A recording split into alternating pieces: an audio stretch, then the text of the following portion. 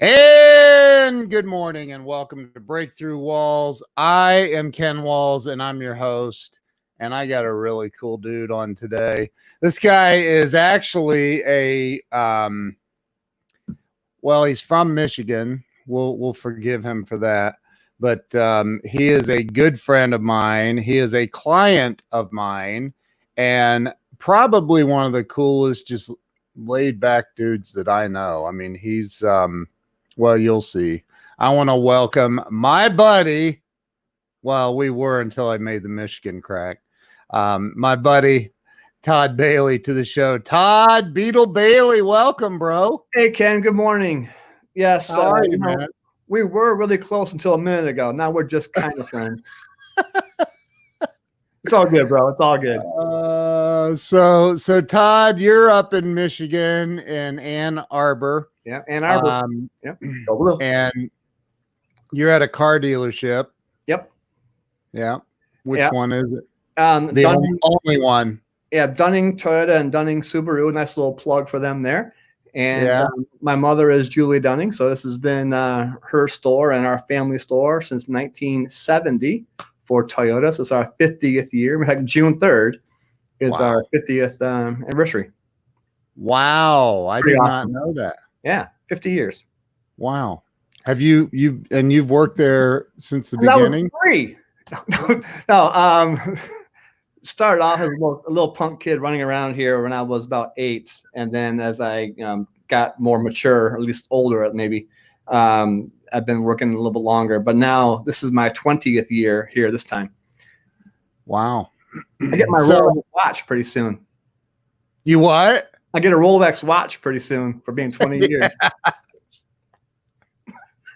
Oh my God. So so let's talk about what it was like for you growing up. I mean, did you really grow up in the business? I did. And my mother obviously is a very important person to my in my life, but she basically raised me as a single mom. My father moved to Arizona when I was kind of young. So she was raising me, and she put a lot of hours in the car business, and I would go there periodically, and then I would go home, and it wasn't super exciting. She did it does admit that she missed some of my baseball games and things that I did, but I give a lot of props because she did a hell of a job, and I'm very proud of her. And I've met your mom. Well, I've met your mom virtually. I did virtually, She was not there when I was up there at your fine store.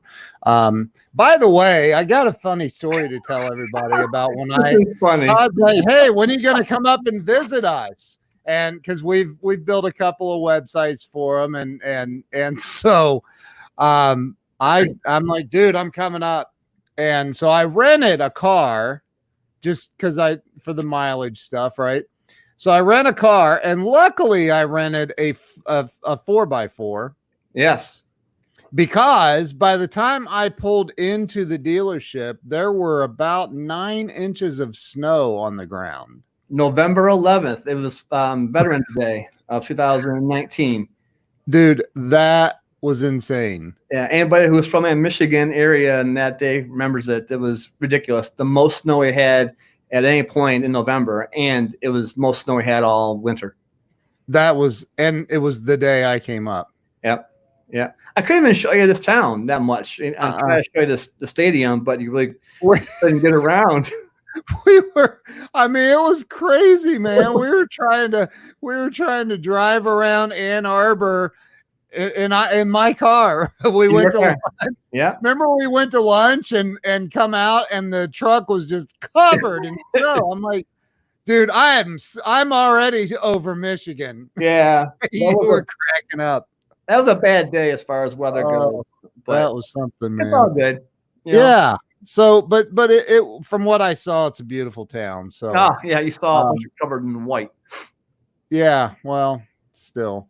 But so growing up for you was, I mean, your mom spent a lot of time at the dealership. You did, yeah. And you, how'd you do in school and stuff? How was?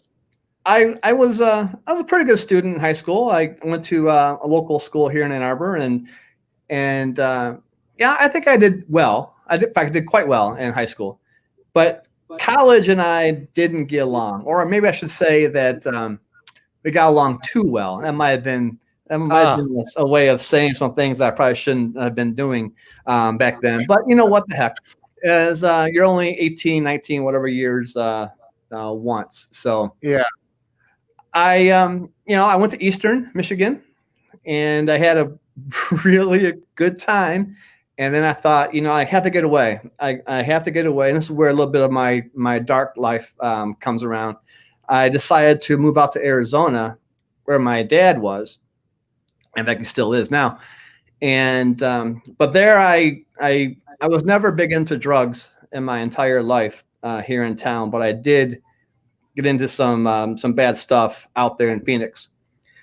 And about a year and a half later, I had to just come back home. I realized that it was not what I wanted to be, and that direction that I was going was not the way I wanted to be headed.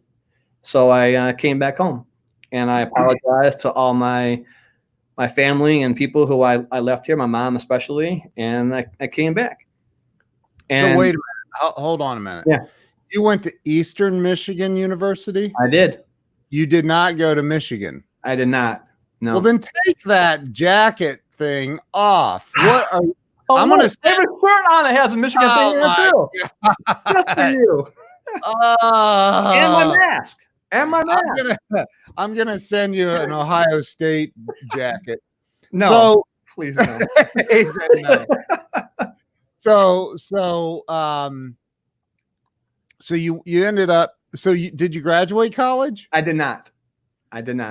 Okay. My biggest regret in my life is I did not do that. And dude, Mark Zuckerberg didn't graduate college. Hey, it's I can't say I had a hard life. I've been very blessed in my life, but yeah.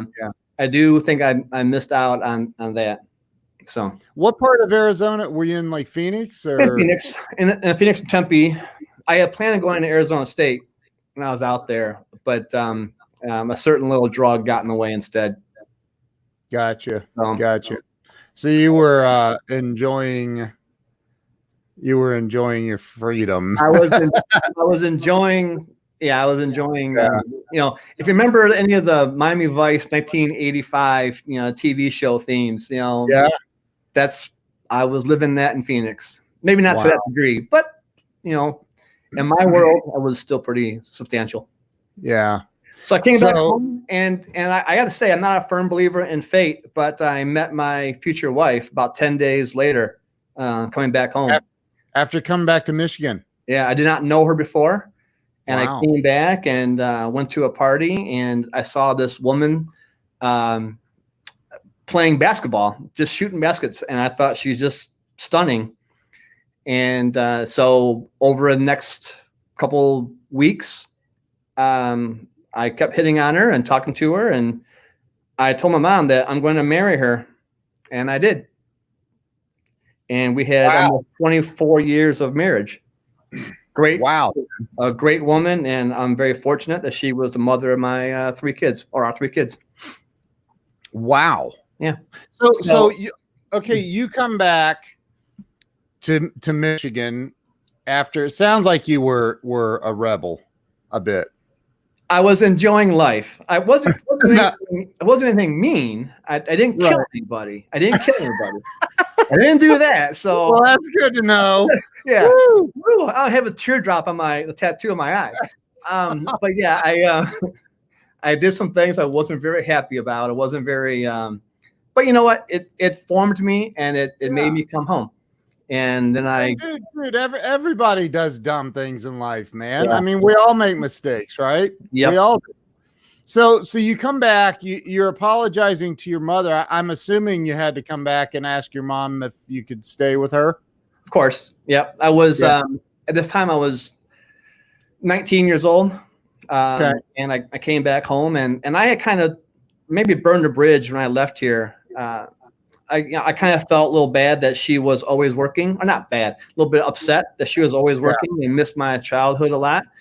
And and my father, whenever he was around, was always more of the fun guy. He was, we're doing things together, going to ball games, and I love sports, so he introduced me to all the sports.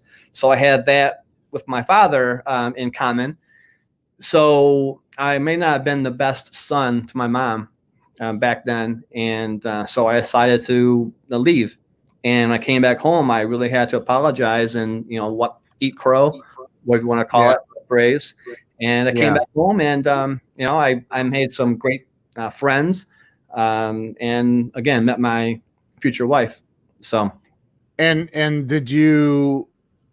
what did you do for work when you came back? This and that. I sold cars back here. One thing that I can even say to this day, I've never asked her for money. So I'm very proud of that fact. So when I got married, we were stone poor. We had a baby boy 9 months and 8 days after we got married. So I had to work, and she stayed home and raised our son, Doug. And but I had to work. I sold cars. I worked at a hotel. I did what I could, and it was a struggle. It was a struggle. You sold cars right there at Dunning? I did. I sold my original Volvos back when we had those franchises. So wow. Yep. Wow. And so how did that go? I mean, selling cars. I'm okay. I'm a better. One of my downfalls is I'm very happy, and I'm not a very strong closer. I can even admit that to this day. I'm a very soft closer. I'm really good at making rapport. I can make friends with anybody, and I can talk to anybody. But when it comes to asking those tough questions, I was only okay. So I did okay with that, and then I ventured off. Dude, you had 3 kids. You're obviously good at closing some things. Thank you. Yeah. That's where the jokes come in, right? Right. Right. Then I just had to find a couple things. The car business probably was not, at the time, was not in my future. I wasn't overly confident in my skills to do that. I saw some things that my mom did, the hours that she worked, and I really didn't want to pursue that so much. So I ventured off and went to a couple different companies in the Ann Arbor and in the Chicago area, one of them being cars.com. And that's where I was when my stepfather, Alan Dunning, passed away. He was a founder of the dealership, and he passed away in 2000. And I was a training director for cars.com based out of Chicago. And when he passed away, my mom had 3 locations she needed help with, and I came back to help her, and I've been here ever since. Wow. 20 years later. Wow. Yeah. That's pretty impressive, dude. So you were in Chicago though? Yeah, I had an apartment. Cars.com gave me a corporate apartment to stay at when I was traveling from there, and I would travel across country, and I would teach the car dealerships how to sell to this new thing called the internet, and how what the best practices were and things to do and just that kind of stuff. Go back 20 years, what the internet was back then was way different than it is now, of course. And but it was and continues to be a wonderful avenue for business, of course. Yeah, and that's why I'm here, because of you. That's right. That's right. So you come back to Ann Arbor, which I did not realize it's not anywhere close to Detroit. It's like 40-minute drive. Yeah, it's a pretty good clip away. So so you came back to Ann Arbor and to help your mom. What were you helping her with? Whatever it took. Anything it took. I sell cars. I eventually, within a couple of years, got into sales management, helping the sales staff, doing dealer trades, driving the cars from place to place, wherever it took them to make things work. And then it wasn't too long after I came back that she consolidated and got rid of a couple of locations and made everything on this one campus we have today for our 2 stores. Which is the Toyota Subaru. Correct. Yep. So with here's the and I wonder if anybody listening or watching has this thought. Like you said, I never have asked my mom for money. Never have. Never have. I mean, not as an adult. Right. Even as a 19-year-old kid. No. I mean, you're still a kid. I'm sorry. Well, I was 19 once as well. We're kids at 19. I did get in trouble with an ATM card of hers one time. But jeez. So back when is she there? She's right there getting ready to spank you. Right there, though. But she's not in this room. So I went on a date with my, at the time, dating my future wife, and happened to have my mom's demo that night. And I just purely coincidentally found her ATM card in the car. Lord. And this is back in the day where I would just starting to drive in the 18, 19-year-old kind of thing. And I knew her ATM PIN number. Long story short, I get one day I'm laying in bed and my stepfather, Al, yells downstairs, "Todd, get your butt up here," and not so kind words. And I came upstairs and they found out that I took some money out of the ATM. So that was my only, I guess that was my second stint of being dark. I think it was only like $100 or $200 back at the time, but still it was something that I wasn't proud of. Yeah. But I'm sure you made it right. What? Yeah, I said I'm sure you made it right. I know you. Well, I never asked her for money. I just took it instead. So there you go. But look, I'm growing up with.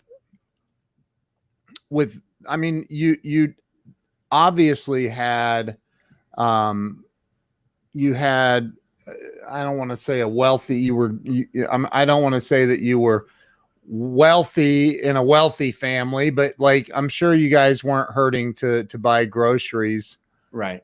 Yeah. Of all things I've said, I want to go back and say that I've been very blessed. I had my mother and stepfather did a great job, and yeah, maybe we weren't as wealthy as some people may have been, but we were not hungry. We were not starving. I had a new demo when I was 16 years old or 17 years old. I had a demo from the dealership. So, a lot of things out there that I may have tried to paint a bad picture, but really I was very honored and very lucky. Yeah. This day also. What was your demo at 16? I had a Tercel, which is a small 4-door, liftback kind of thing. And hey, but when you're 17-ish years old, brand new car, was not a big deal. So it was nice. Yeah, I'm sure not many other kids were driving around in a brand new car. No, I did have a few friends. One guy had a relatively new Porsche 911 that actually he passed away recently. So I apologize for that, Andy. Rest in peace. But a couple of my friends had some nice Lincolns and Cadillacs. Wow. But I had my Tercel, so it was okay. Yeah. So you were there's Jill. Jill's watching. I love Jill. Jill's awesome. She is awesome. She loves you. I think you lucked out with her. I did, dude. I outkicked my coverage, as they say. Oh, there you go. Yep. Yep. So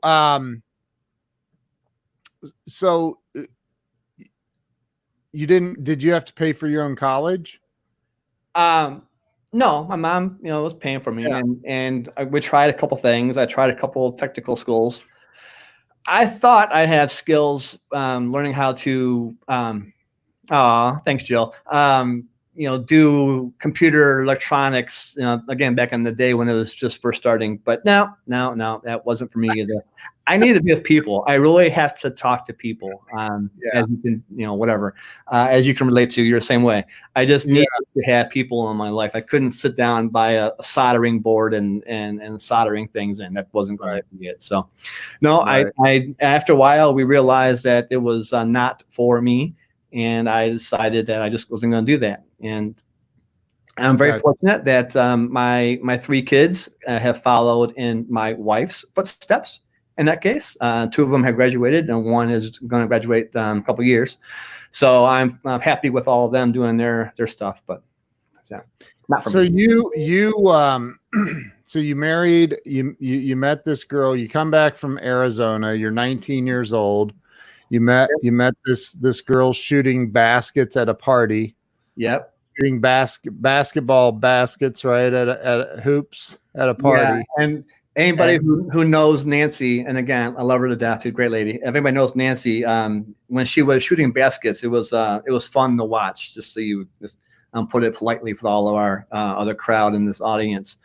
And then in the same party, they had a volleyball game going. So I thought, oh, volleyball, another game that she could be playing quite well, I guess. So I asked her to play with me, and she goes, I don't know how to play volleyball. And I was like, oh. So I had a few drinks in me that particular day. Yeah. And she does not drink, so she was not drunk at all. And so she told me the volleyball was something she didn't know how to play. I found out later on, about a month or 2 later, that she has trophies for volleyball. So we figured that our marriage was based on deceit and alcohol. but I say that in a very joking manner because we did have 23 years of marriage. To me was wonderful. Yeah. Wow. Yeah. So, I mean, that's a lot of years, man. It was. It's a lot of years, and you raised 3 kids. Yep, and I give her all the props because she stayed home when I was working. Wow. So I give her all the props for the kids and how they turned out, and I'm blessed with the way the kids turned out. That's awesome, man. That's awesome. Yeah. So, tell me how you feel about riding motorcycles. It's really well, yeah. So over time, I mentioned before that I was athletic or whatever. I love sports, and to this day, I still do football and softball. But we're going to talk about the football thing. But go ahead. Okay. Yeah. Well, so when I was a kid, most kids, you run around with a motorcycle, a mini bike kind of thing, and I got into that, and I really enjoyed that. And then when I got married, again, we were stone poor. So one of the things that I was able to do was able to buy a motorcycle, figuring that it's a pretty cheap way of getting around town. And I only lived a few miles from work, so I drove that bike most of the time. And since then, I've just got more and more into it. And I actually, one of my biggest things now, and my new fiance, Tracy, loves to ride bikes also. So we are both avid Harley riders. So I'm looking forward to a trip this summer going to Colorado, and then a trip down to North Carolina this summer. Now, does Tracy have her own bike? She does not.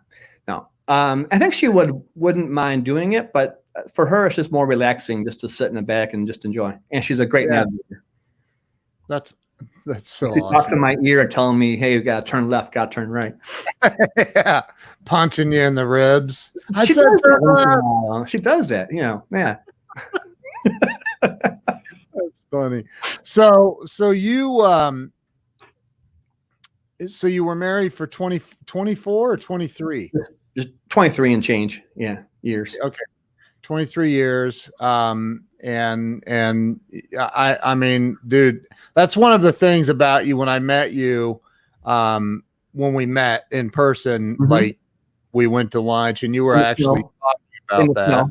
Yeah. In the snow. Yeah. It wasn't snow, dude. That was more like, so look what Jill says. Yes, we would love to meet Tracy. Yeah.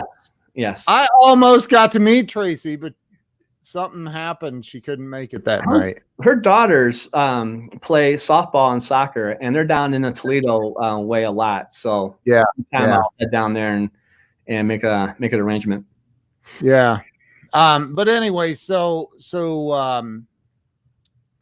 after when I met you, like you you had nothing but unbelievably kind words to say about your ex-wife. And dude, that's rare. That's very, very, very rare. Well, I wish her the best of luck to find somebody out there. I wish she would do that.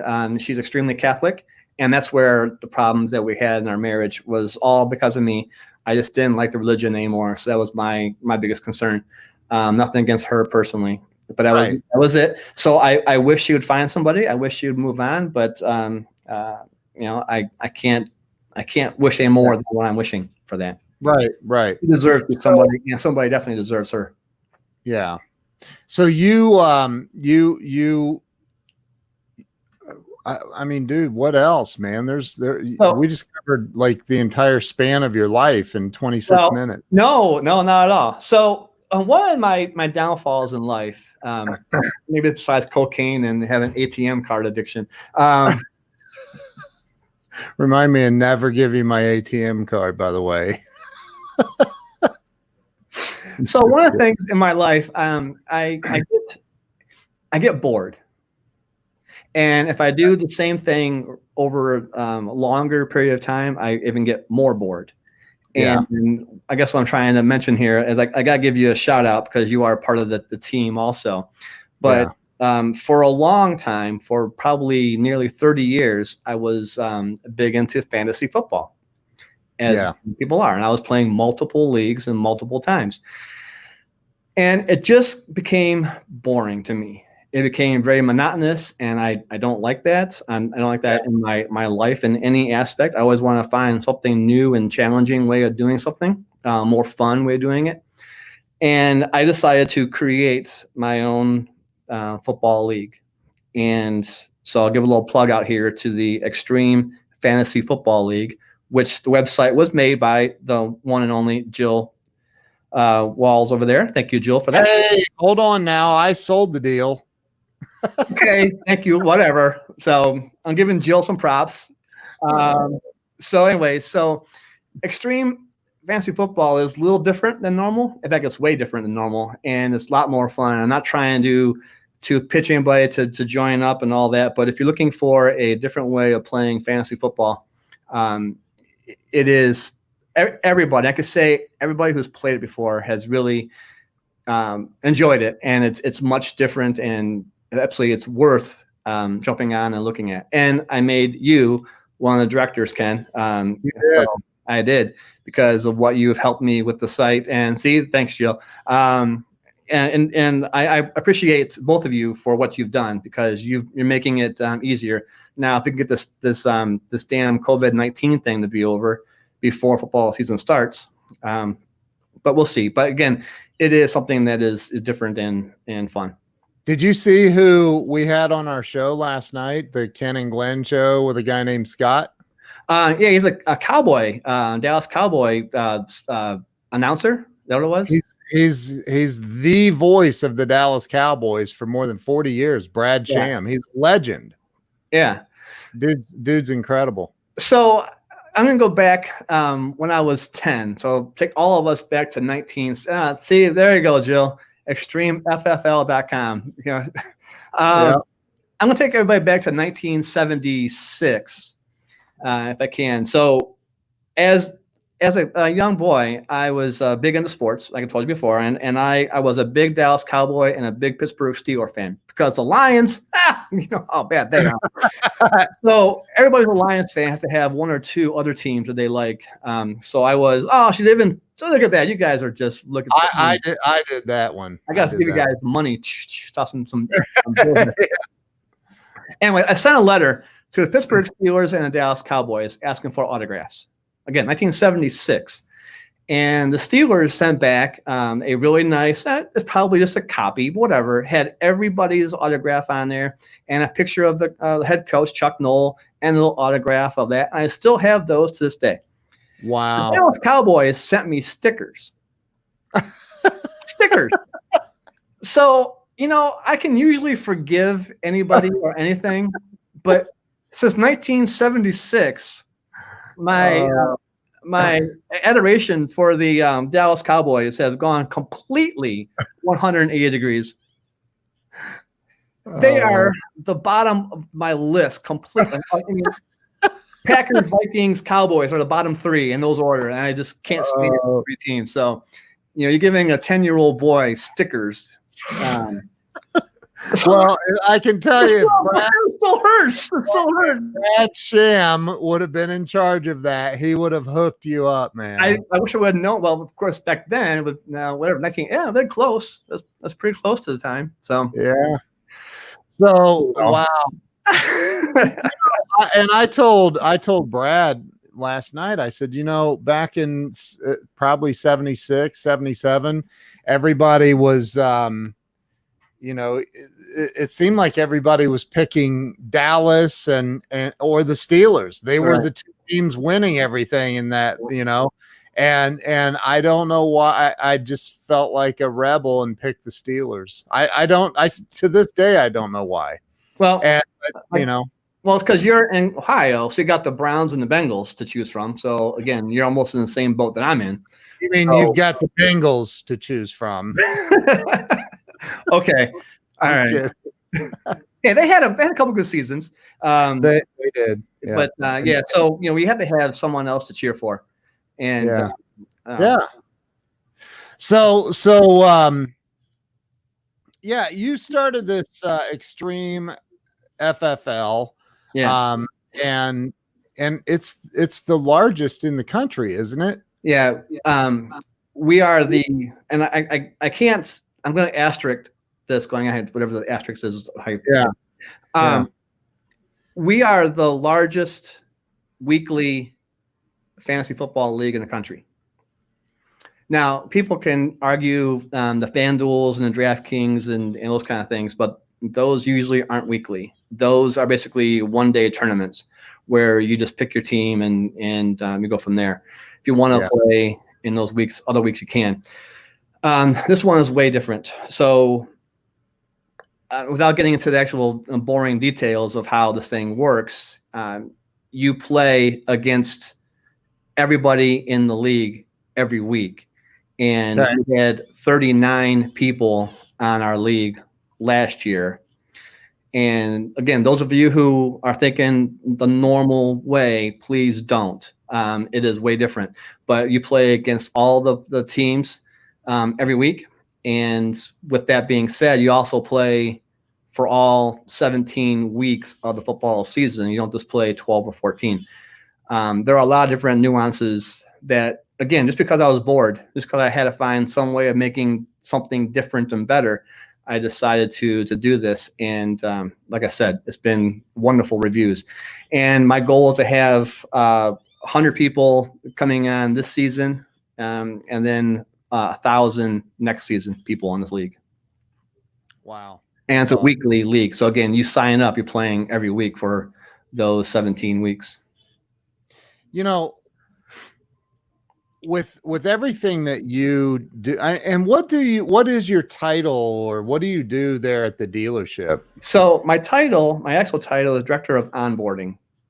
And an onboarding director trains, interviews, hires, and it's easier for me. And because I know the Dunning history of the dealership, I can try and find people. And again, I won't get into details about Dunning difference, but what makes Dunning different as a dealership. Because of my knowledge, my time being here, I can at least see it and explain to them, hey, how Dunning has changed and what Dunning has gone through and some of the good things about Dunning. I can do that from a very, I guess, personal perspective. I also know a lot of people from the Ann Arbor area, so I've been here my entire life, so for a little bit of a time in Arizona.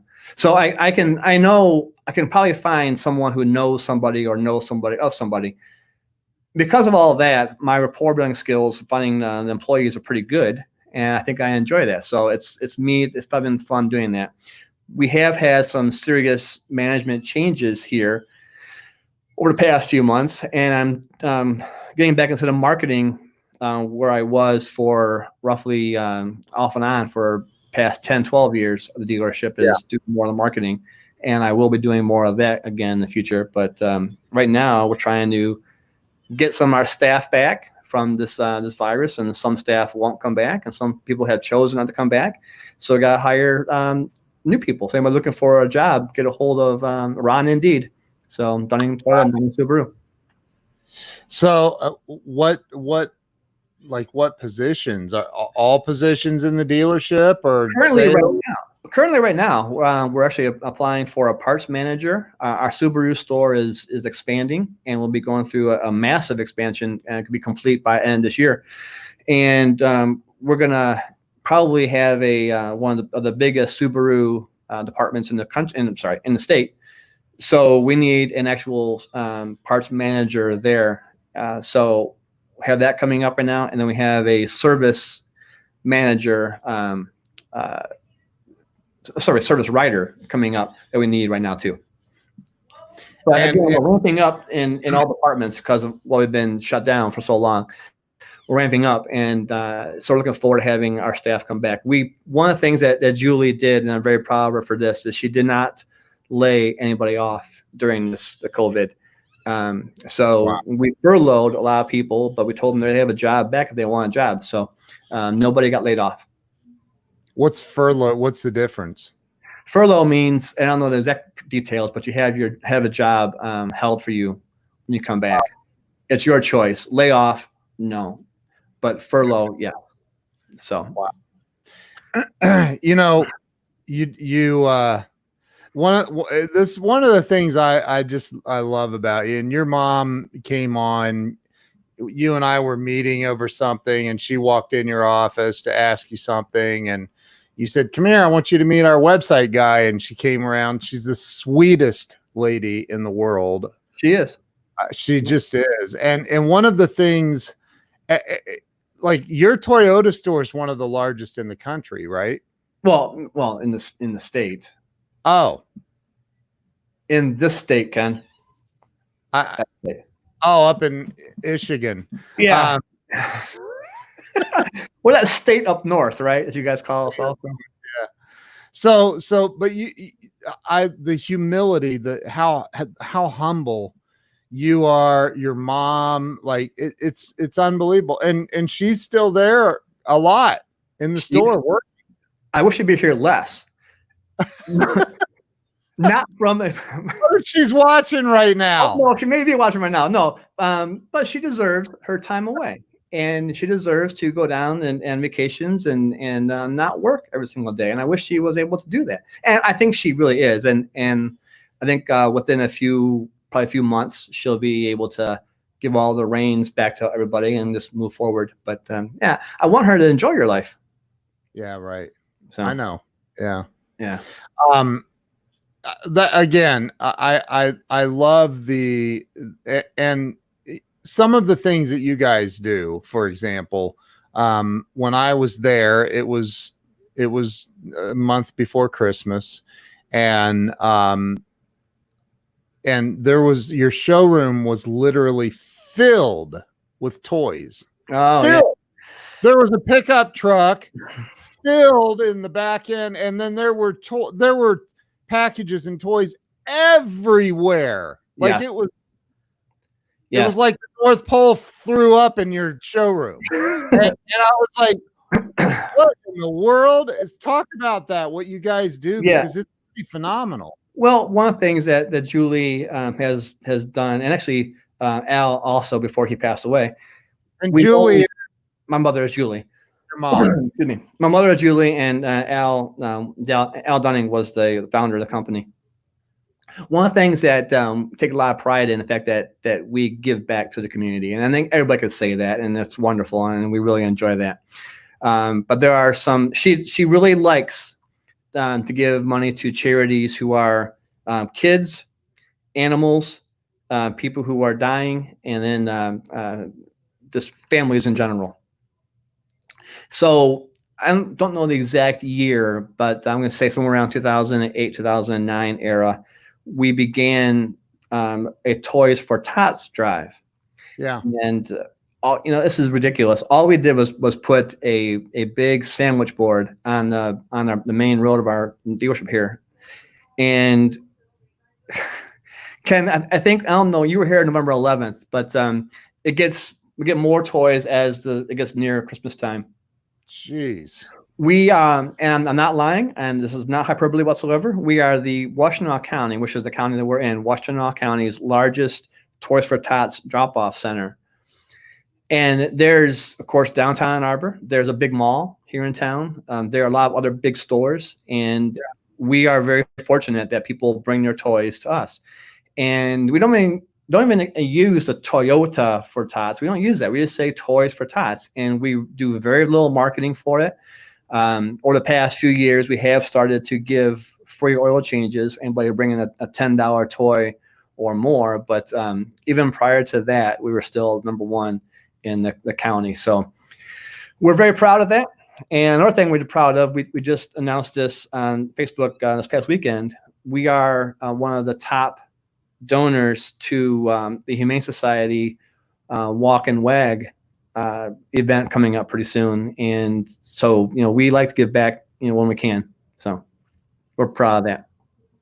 It's incredible, man. And that actually would be the reason, I think, it's just me going out on a limb and throwing a guess out. But that would be one of the primary reasons that your mother and you and the reason you've experienced so much success. Yeah, absolutely. And this is one of the things about it. And again, I have to say my two stepbrothers, Lowell and Joel Dunning, and I were raised, again, in the car business, and they're both here today, right down behind the wall here. Wow. We were all raised very humbly. Some of the things that Al and my mom instilled in us was, just because you're the owner's kids doesn't mean that you can slack off. Matter of fact, we want you to work even harder so everybody can see that you actually earned your position here, earned your job here. And I think I can say this pretty confidently that all three of us have done that, and we've actually have our kids working here. So I'm proud of the fact that we had this thing instilled in us a long time ago. And matter of fact, just going back to the March of April or this year when the COVID thing, where we really couldn't deliver cars very often, I was in the back for 3 weeks washing cars. And you had Eric Brower on in your show 2 weeks ago, and Eric and I are back there one day washing cars. And I'm not trying to point out that, hey, I'm the owner's son. I don't need to wash cars. No, we do whatever we can to make the business work, whatever it takes. And if that means going out there and washing cars, it's what we do. I mean, look, you are the owner's son, and you don't have to wash cars. There's no way you have to wash cars, but you do. And that's my point.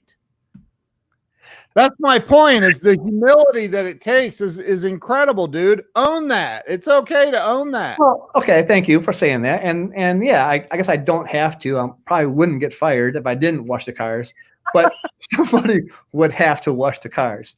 And, I always consider myself a leader in a lot of different things. And I feel like I would never, and I can say this for sure, I have never asked anybody to do anything that I wouldn't do myself. Right. And I feel really bad if I ask somebody to wash a car and I'm sitting in my office doing nothing. So it is what it is. And that's what we do. And that's not just me, it's my brothers and our kids also. So. And I would bet that your mother would even get out there and wash a car if she had to. Absolutely. If she had to, she would. I'm sure. I'm sure she would. That's what I love about you guys, man. So I do want to plug one more thing, though, Ken. If I could, I know it's not on the agenda. So I'm also very proud of a thing called the Jackson Road Cruise. And those of us in Ann Arbor might know this. People from the Detroit area love their cars. And it's not a secret that we love cars. And there's a lot of cruises. Woodward, Telegraph, Gratiot are some of the major roads in the Detroit area. And right outside our dealership here is a road called Jackson Road. And back when they did some major construction and renovation, they turned it into a really nice boulevard. So the township here that we're in asked some dealerships and businesses if we would help put together a car cruise. So I had time, a 1971 Pontiac GTO convertible, so I was big into cars like that. So I wanted to do that. So I said yes, so sure. Wow. Well, long story short, 12 years later, the Jackson Road Cruise is arguably the single biggest non-sporting event in Ann Arbor. Non-sporting, single day non-sporting event in Ann Arbor. We Wow. have about 800 to 1,000 cars, so we're nowhere near as big as the Woodward, the Gratiot's, and Telegrass cruises in town. But for a little old Ann Arbor, it's a pretty awesome thing. So I've been the chairman or co-chair since year 3, and again we're on year 12 now. So this is something that I really take a lot of pride in. And the best part about the Jackson Road Cruise is we have a we don't discriminate on any kind of cars. We say it's vehicles of interest. We've had some pretty interesting cars, new cars, used cars, old cars, rat rods, things you put together then in your backyard. Those kind of things are great, but we do it all for charity. And everything that we do, we go to charity. We find the local, and we usually try and pick a local Ann Arbor charity. And unfortunately, we had one this year called Eyes on the Sparrow, which helps challenged young adults and with their livelihood and places to stay and all of that. Unfortunately, with the COVID, we had to cancel our event on June 13th this year. So we're going to carry over to June 12th of next year. But yeah, we really feel a lot of pride in that. I want you to, I want to connect you and Weldon. Weldon owns a car dealership in Virginia Beach. Nice. He's a good friend of mine, good dude. You guys need to know each other. Well, Weldon, I want you to know that I sold my GTO 4 years ago to a guy from Philadelphia, and it was the guy that takes care of it. It's a really nice Judge package, beautiful car. I do miss it, but yeah. So what's coming up for you, man? What do you got? What do you got? I got. Can we talk about it? Please do. Please do. So last week, Todd and I get on a call for a long time. We were on for, over an hour. And you're like, well, Ken, as you know, I get bored. I said, yeah. And tell everybody what you told me, man. So I can't take credit for the initial idea, but I am taking the credit for making it a little different here. It's a thing called marble racing. I know I probably lost some of you half hour ago, and if I didn't lose you then, I lost you now.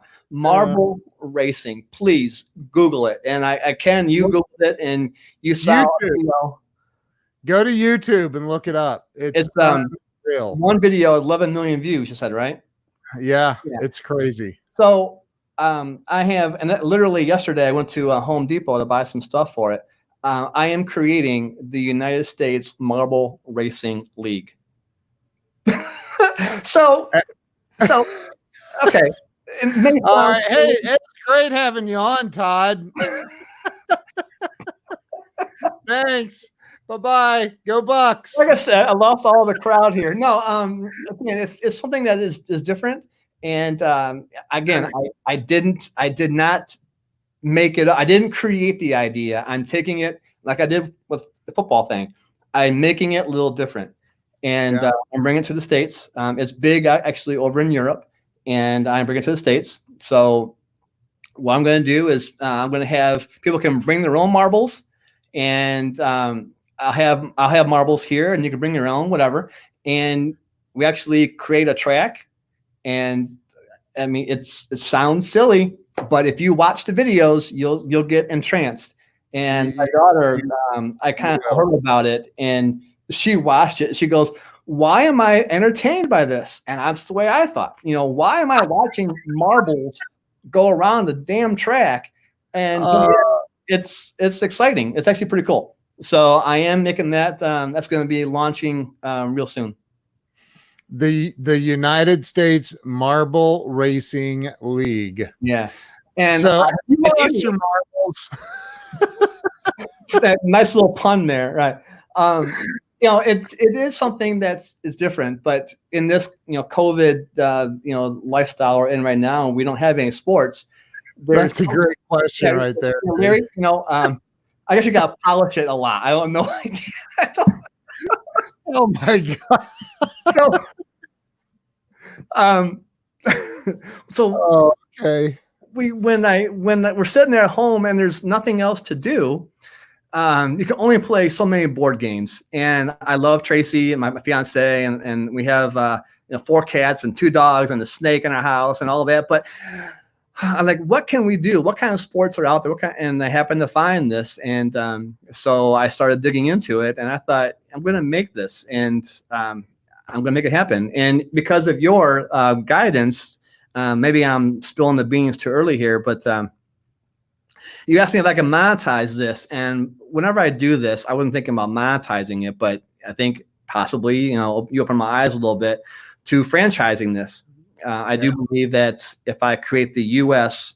league, then we actually can have each state can have their own league also, and representatives and all that. So it may sound silly, but when you start watching a few videos, it's kind of funny. It's a thing. I said, dude, there's no way. It's a thing. Marble racing is a thing, and when you go to YouTube and you look it up, you're not going to believe it. It's unbelievable. I was like, come on, man. And I couldn't stop watching. They have it in snow. They have it in dirt. This guy has timers and track counters. I would love to meet the guy who started it, and he's Denmark or Netherlands area, and it's Jelly, Jelle. I'm not sure how you pronounce it exactly, but Jelly's marble racing, and he's got down top notch. And I said to you, the guy's getting 11 million, 10 million, 8 million views on his videos. Mm-hmm. He's definitely monetized it. I didn't think it was that big. Actually, I think you dug into it more than I did. But yeah, thanks, Jeffrey. Yeah. So good you lose your marbles. Like I said, just shout out to Jelly's Marble Racing, and but again, if I only knew somebody to make a website for me, whatever. I'll look around. Are you still there? Hello, Jill. Are you still there? Yeah, so it's fun. It's gonna be fun. It's gonna be experience, and it's gonna be different, and it's gonna be some growing pains, but is what it is. Kids, and again, I happen to have 2 kids. 2 of my sons were in Cub Scouts and Boy Scouts, and we did the Pinewood Derby thing and all that, and I have absolutely zero ability to make any kind of fancy car. So any of my kids' successes truly was their successes, not mine. So I figured, okay, well, now maybe these kids bring marbles to the race, and they can just bring the marbles inside here, and we can race them and see how things go. So it really is. It's pretty amazing. Thanks, Jeffrey, for that. And you have to think, if I'm gonna bring my marble and race it against other people, you're gonna have to get creative and think, how can I make my marble faster? Yeah, well, because you're literally relying on gravity. But, it sounds that way, and again, I don't know any secrets. I have no idea how to do it. But when you watch these things, you'll see marbles are taking different tracks and different portions of the tracks and different angles, and things happen, and there's a winner and loser always. So it's kind of fun. So looking forward to that. Yeah, dude. And here, Jill, I told you this that Jill was a champion soapbox derby. Was that over? Was that in Akron?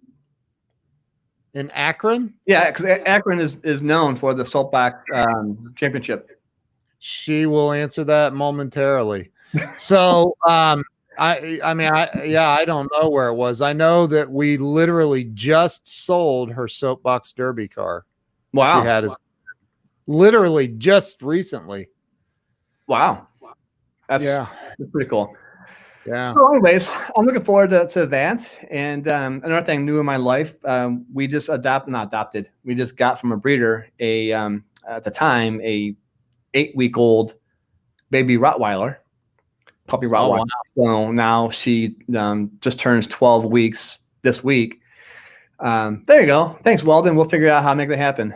So we have a little puppy running around the house now too. A Rottweiler. A Rottweiler. Yeah. That's not a little puppy. At this point, she's a little puppy, but she won't be a little dog. Oh. Wow. So I have my other dog I have, his name is Vegas, because I actually love the town Las Vegas. So I named my dog Vegas, and he's a 5.5-year-old Shepherd Husky mix. And when we went to go get this dog, okay. See, Akron's a thing. When we went to get this dog, we were trying to figure out the names, and we went through a lot of different things. And we found out that this dog's bloodline is a champion, and her father's name is Memphis. And I thought, oh, we got Memphis as a father, we got a Vegas for a brother, so let's keep it in the city names. And we actually named her Sydney as in Australia. So I figured you were going to say Columbus. No. So no, Ken. Marion, maybe. Not Columbus. Delaware, even, but not Columbus. Yeah. It's funny. So we have our hands full with a puppy, and but she's awesome. It's gonna be cool having her. And Vegas is a great big brother for her. And Vegas is also a Rottweiler? No, Vegas is a Shepherd Husky, half and half mix. Okay. So okay. Wow. But yeah, so it's pretty exciting. So do not ever break into Todd's house. Ever. You're so screwed if you do. Like, Vegas will bark at you, but then he might lick you. So we'll see what happens with Sydney over time. But so anyways, that's kind of neat. Man. So you told me, Ken, no dad jokes, but can I get one? Yeah. Okay. Here, let me give you the full screen. The stage is yours, Todd. Do a dad joke. All right, you guys ready? All right. Yeah. How are a hippo and a Zippo different? I have no idea. A Zippo is a little lighter. Bam! That was terrible. No, but I bet you some people are laughing at how terrible that joke was. Anyways, so check out Marble Racing. It's a thing, and if you look into our new fantasy football league, Extreme FFL, shout out to the Walls for their help, and it's a thing also. People actually did like your joke. See, I got 6. See, look at that. Hey, yeah. Got any more you want to throw out? If you can, I'll do an hour of stand up. Do you have any more you want to throw out? Sure. Yeah. Okay. Yes, I do. All right. You ready? All right. Why does Sweden put barcodes on their ships? Don't know. So they can Scandinavian. All right. That's enough. Okay. Shoo. It's getting hot here now. That is funny. So, dude, laughing at me. I freaking love you, dude. You're such a good dude. I mean, honestly, and we've talked about you being on the show for a while, and I'm like, come on, man. What are you doing? I apologize. I apologize, Ken. I'll come back to all your fans. If you guys give me more likes and all those kind of comments, I'll come back if it's deemed necessary. Everybody look up Todd Bailey, send him a friend request. He has a picture of him with a full head of hair on his, I'm kidding. Yeah, that was a quick little Halloween story there. 2006, I wanted to go to Halloween. I think I went as a male stripper, and I decided to shave my head. And my daughter was the first one to see me walking out. She was 12 at the time, and first one to see me. And she goes, "Dad, what'd you do?" So 14 years later, it's still there. Seriously, it never grew back? Well, I mean, some spots don't grow back. Sorry about the glare. Some spots don't grow back, but I actually, keep it pretty trim here. Wow. Even on this COVID no barber day or week or month or whatever the hell it is, I just feel look pretty good. Wow, that's awesome. Hey, thank you, man. I appreciate you being on. Don't hang up on me. I'm going to end the live stream though. Thank you to everybody who's watched, shared this out, laughed even at his jokes. I'm kidding. I love this dude. Todd, you rock. Thank you, brother. Thanks, all right, bye, everybody. All right. See you guys.